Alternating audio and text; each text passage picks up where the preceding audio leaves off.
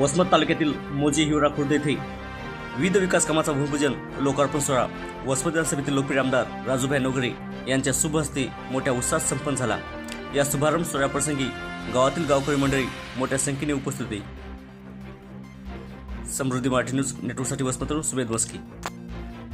कामाचं भूमिपूजन केलंय आणि नवीन 4 कामाचं आपण लोकार्पण सुद्धा केलेलं आहे। म्हणजे मागच्या काही काळामध्ये कामं केलीत, त्यामध्ये अत्यंत महत्त्वाचे असलेले शेत रस्ते आणि पांदण रस्ते केलेत। मागच्या काळामध्ये जो एक सुनेगावकडला पांदण रस्ता होता, त्यासाठी त्यांनी सांगितलं की हिवरा सुनेगाव शिव रस्ता पांडुरंग शिवाजी काळे ते दत्ता सटवाजी काळे यांच्या शेतापर्यंतचा रस्ता हा दोन्ही गावासाठी अत्यंत उपयुक्त आहे। त्यामध्ये जवळपास गुडघे इतके खड्डे होते, पण आता तो रस्ता आम्ही बघितला की अत्यंत उत्कृष्ट पद्धतीने ते रस्ता केलाय। आज जवळपास दुसऱ्या 3 शेत रस्त्याची आपण मंजुरी घेतलेली आहे। बघितलं असेल की पावसाळ्यामध्ये तिथं खूप मोठा त्रास त्या शेतकऱ्याला तिथं होत असतो। आपलं बी भरण आपल्याला सगळं बी भरण खत आपला शेतापर्यंत न्यावं लागते आणि तिथून आपला मालटा खळे करून आपल्याला घरापर्यंत आणावं लागते।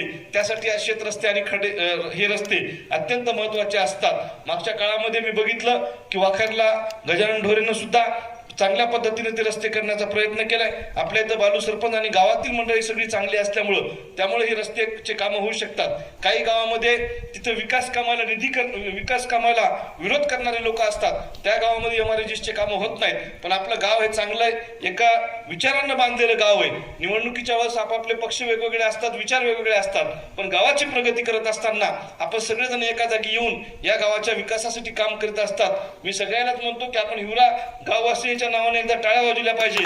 हे सगळे विकास कामं मंजूर करून आणले तरी काही गावामध्ये अडचणी येतात, पण आपलं गाव एका विचारानं ही सगळी विकास कामं पुढे नेण्याचं काम करतंय।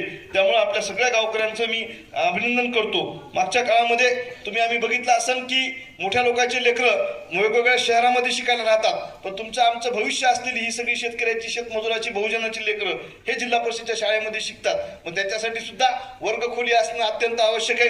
त्यामुळे मागच्या काळामध्ये 1 वर्गखोली आपण मंजूर केली आणि आता वर्गखोली मंजूर केल्यानंतर तिथल्या जिल्हा परिषदेचे शिक्षक हे सुद्धा अत्यंत उत्कृष्ट पद्धतीने काम करतात। आपल्या गावचे सरपंच बालाजीरावनं सुद्धा तिथं मागच्या काळात निवेदन दिलं की 1 वर्गखोली झाली भैया म्हणले, पण अजून 2 वर्गखोल्या लागतात आणि 2 वर्गखोल्या हे आमच्या ह्या सगळ्या लेकरांचं भविष्य घडविण्यासाठी या वर्गखोल्यांचा उपयोग होणार आहे। पुढच्या काळामध्ये ह्या वर्गखोल्या सुद्धा मंजुरी करून देण्याचं काम मी निश्चित त्या पद्धतीने करेल। पुढे आपण सांगितलं की आज आपल्या इथं जय भीमनगरमध्ये सुद्धा आपल्या सामाजिक न्यायाच्या माध्यमातून 10 लाख रुपयाचा निधी आला। नवीन ग्रामपंचायतचं कार्यालय सुद्धा व्हायले। मागच्या काळामध्ये आपण अहिल्यादेवी होळकर खंडोबा मंदिराच्या बाजूला सभागृह केलं। आता हे सगळं झाल्यानंतर जवळपास 10 कामं माझ्या मनामध्ये आपल्या गावात मागच्या काळात झाली आणि ही एवढी मोठी यादी दिली आहे ना आता नवीन कामाची। पण हिवऱ्यामध्ये 100 कामं जरी दिली तरी आम्हाला काय वाटत नाही, कारण सातत्यानं तुम्ही आम्हाला पाठिंबा देण्याचं काम निवडणुकीच्या काळात सुद्धा माझ्यासारख्या कार्यकर्त्याला दोन्ही वेळेस आपण मताधिक्य देण्याचं काम आपल्या गावाच्या माध्यमातून झालेलं आहे। त्यामुळं पुढच्या काळामध्ये आपण ही जी 12-13 कामं दिली ती टप्प्याटप्प्यानं पूर्ण करण्याचा मी प्रयत्न करेल, कारण विकास हा हळूहळू होत असतो, टप्प्याटप्प्यानं होत असतो। माणसं केव्हा पायानं जायचे, नंतर सायकलवर गेले, सायकलवरून मग आपल्या दत्तामावानं मोटरसायकल घेतली, मग आमच्या विठ्ठलराव कोरडेनं कार घेतली, विनायकनं कार घेतली, मग काही मंडळी त्याच्याहून जोरात जायचं होतं, शंकरराव निघाले आमच्या रेल्वेनं, मग रेल्वे त्याला जोरात जाते म्हणली, मग विमानानं गेलो काल मुंबईहून पुण्याला जायचं होतं, आपलं इथून मुंबईला जायचं होतं, मग देव बी म्हणला जरा हे लईच उडायलेत म्हणला, याची वाट लावा लागते, मग आणला देवानं कोरोना, मग सगळे माणसं सुटाफुटातले कुठं हळदी काढायला।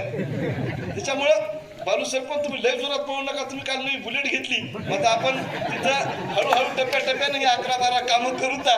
मला 3-3.5 वर्षाचा काळ आहे, त्यामुळे एकाच टप्प्यात होणार नाहीत, ही 12-13 कामं आपण टप्प्याटप्प्यानं करण्याचा शब्द हिवरावासीला देतो। तुम्ही ज्या पद्धतीने माझ्यासाठी सहकार्य करता, मी सुद्धा या गावातील जिल्हा परिषदेच्या शाळेचं काम असू द्या, तुमच्या आमच्या समाजाचं सांस्कृतिक सभागृह असू द्या, तुमच्या आमच्या विद्यार्थ्यांचे प्रश्न असू द्या, तुमच्या आमच्या शेतकऱ्यांचे जे महत्त्वाचे पांदण रस्ते आहेत, शेत रस्ते आहेत, त्याचे प्रश्न असू द्या, आमच्या दलित वस्तीमधले कामं असू द्या, ही सगळे कामं करण्याचा प्रयत्न मी पुढच्याही काळामध्ये निश्चित करील, हा शब्द मी तुम्हाला देतो।